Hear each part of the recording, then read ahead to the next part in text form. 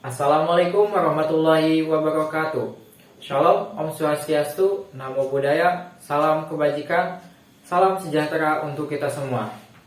Perkenalkan, saya Ditya Pradipta, siswa kelas 12 SMA Negeri 1 Cijaku. Di sini saya akan menjelaskan tentang pertumbuhan dan perkembangan makhluk hidup yang ada pada mata pelajaran biologi kelas 12. Baik, teman-teman, mari kita simak penjelasannya. Pertumbuhan adalah proses bertambahnya ukuran seperti volume, massa, panjang, dan lain-lain yang bersifat kuantitatif atau dapat diukur. Contohnya bertambahnya tinggi badan dan menambahnya berat badan.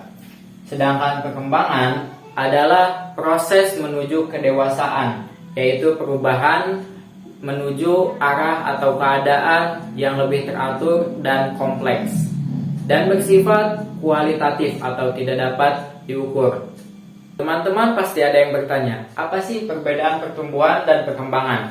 Pertumbuhan adalah pertambahan ukuran seperti volume, massa, panjang, dan lain-lain.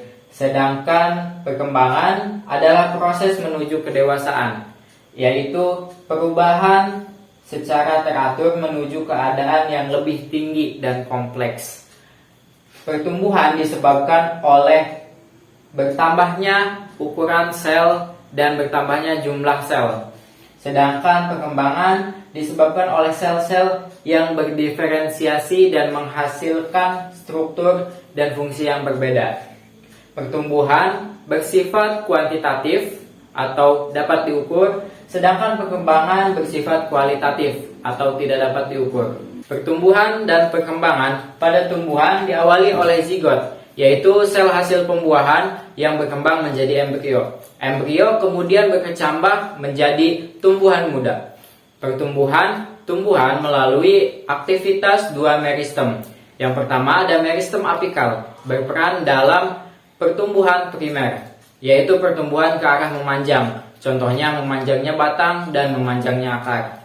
Yang kedua, aktivitas kambium vaskular, yaitu berperan dalam pertumbuhan sekunder, yaitu pertumbuhan atau bertambahnya diameter batang dan akar. Pertumbuhan sekunder ini menghasilkan lingkaran tahun yang dapat dilihat pada penampang. Perkembangan dan pertumbuhan pada hewan dimulai dari zigot yang membelah menjadi morula, kemudian berkembang menjadi blastula, selanjutnya mengalami tahap gastrula.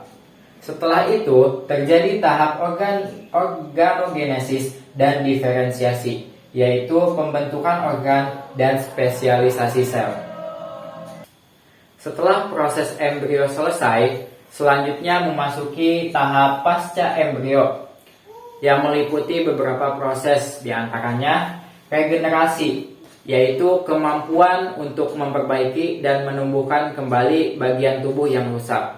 Selanjutnya metamorfosis, yaitu perubahan secara drastis, contohnya pada kupu-kupu dan kata.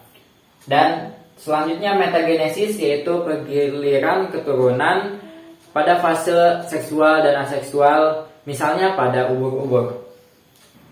Faktor yang mempengaruhi pertumbuhan dan perkembangan makhluk hidup terbagi menjadi dua.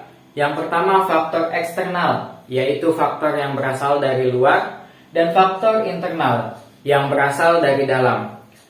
Faktor eksternal pada tumbuhan ada air, nutrisi tumbuhan, suhu, cahaya, dan kelembapan. Sedangkan pada hewan, yaitu nutrisi dan faktor lingkungan. Faktor internal pada tumbuhan ada genetik dan hormon. Hormon diantaranya ada hormon auksin, sitokinin, giberelin, etilen, dan asam absiat. Dan pada hewan sama genetik dan hormon. Tetapi pada hewan ini hormonnya berbeda, yaitu hormon ekdisteron, somatomedin, dan hormon tiroksin. Mungkin itu saja yang dapat saya sampaikan. Semoga dapat bermanfaat bagi kita semua. Baik, saya akhiri. Wassalamualaikum warahmatullahi wabarakatuh.